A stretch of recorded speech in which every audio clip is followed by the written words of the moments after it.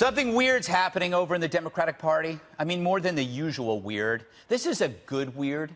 The whiny kids have made so much of a racket that the adults are finally waking up. First, BET Network founder Bob Johnson says this about the Democrats. The party, in my opinion, has moved, for me personally, too far to the left. And for that reason, I don't have a candidate in this particular, in the party at this time.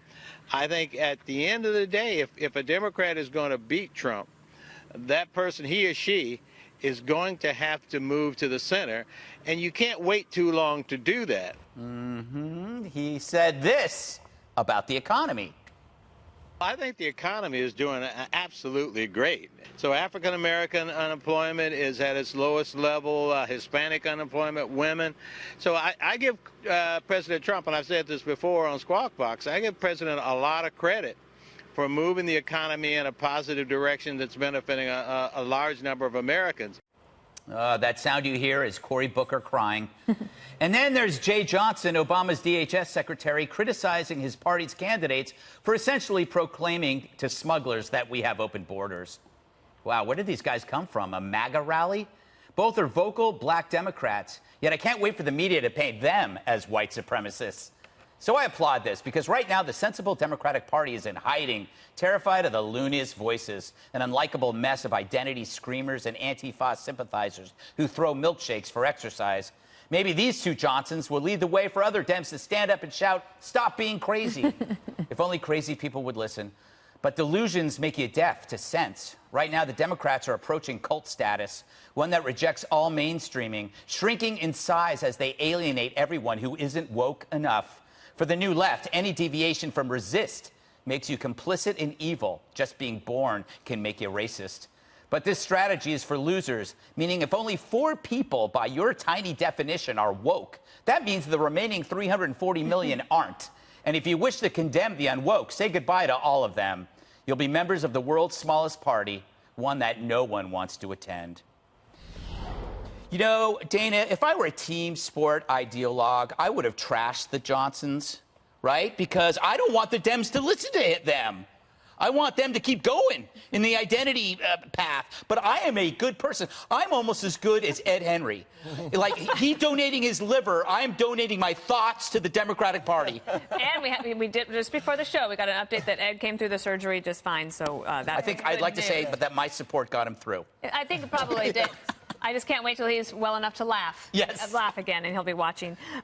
So the Jay Johnson one I thought was very interesting because he was like, whoa, stop. Yeah. And you know when he did it was right after the Democratic debate, when all but 1 or 2 people raised their hand saying that they were for decriminalizing crossings at the border. Yeah. And for President Trump, like, he doesn't have to win all of the African-American votes, but if he can increase his margins just a little bit, that will help. Remember, that vote did not turn out as well for Hillary Clinton as they did for Barack Obama. So that is an area where I think that where Republicans could make some gains if they wanted to focus a little bit. Yeah. Jesse, can you name the city that Bob Johnson was in? Was it Paris? It might be. Either that or Vegas.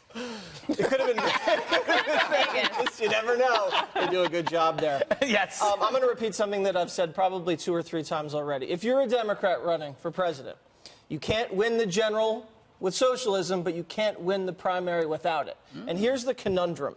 60% of Americans oppose giving health insurance to illegals. 60% oppose eliminating private health care. 60% oppose reparations, and an overwhelming majority oppose gun confiscation and sanctuary cities. But the Democratic primary hardcore left-wing voters support all that stuff. So there's a huge disconnect between mainstream consensus American thinking and Democrat primary voters that puts them in a huge bind. Notice how they've tabled their traditional bread and butter kitchen table issues like jobs and wages and trade and manufacturing because the Trump economy is so hot. Yeah. And all of the massive wage growth is taking place amongst the bottom half of wage earners, especially among blacks and Hispanics. It's a bottom-up recovery, as opposed to the Obama fake recovery, which was mostly from the top. Now, to Dana's point, the Democrats have not been able to recreate that Obama coalition. Hillary couldn't do it. They're trying to replicate it again. Minorities, young women, millennials, they're just not going to be able to do it.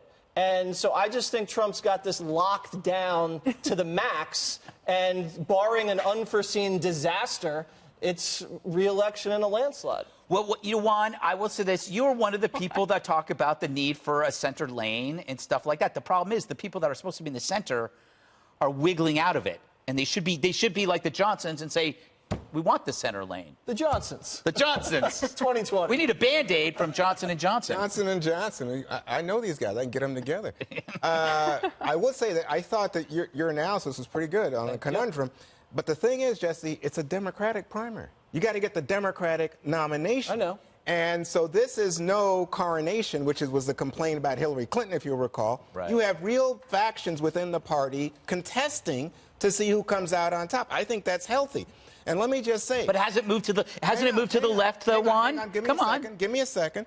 I think the young people, Greg, are the ones who are pushing to the left. But guess what? Right now, Joe Biden remains in the lead in the Democratic race. And why is that? Because the older folks, and guess what? The blacks and Hispanics back Joe Biden. I'm so tired of guessing. Maybe the party has not moved so far to the left. To my mind, the Republicans under Trump have moved to the far right. Why are their politics going so far? I got to get. No, I think their politics are reflecting what they're experiencing, especially in the Trump administration, where you have families being separated. Separating the families again, Katie. Oh my gosh. That whole thing, look, this is a reflection of the Democrats seeing everything under Trump as a crisis, and therefore nothing as a crisis. And when you have people like Bob Johnson and Jay Johnson coming out, it completely destroys the argument that Donald Trump is a racist who has to be stopped at all costs, regardless of all the other economic factors or policy positions that they put ahead. People like Elizabeth Warren, I will say, is putting forward some kind of policy position while at the same time going after Trump very personally. But when it comes to the politically correct nature and the constant accusations of racism, it's like Democrats haven't learned a single thing about why Donald Trump won in the first place.